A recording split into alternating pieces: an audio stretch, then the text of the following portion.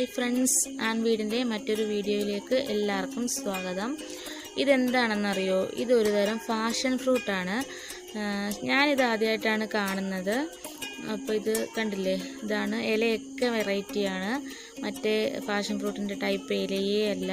അതിനിടയ്ക്ക് തന്നെ നമ്മുടെ സാധാ ഫാഷൻ ഫ്രൂട്ട് നിൽപ്പുണ്ട്. അപ്പം ഇത് ഭയങ്കര വലുതാണ്, മറ്റേതിൽ നിന്നും ഭയങ്കര വലുതാണ്. അതുപോലെ ഇങ്ങനെ നീളത്തിലാണ്, നമ്മൾ ഈ വെള്ളരിക്കയൊക്കെ കിടക്കത്തില്ലേ അതുപോലെ. അപ്പോൾ എത്ര പേർക്ക് ഇത് അറിയാമെന്ന് എനിക്കറിയില്ല.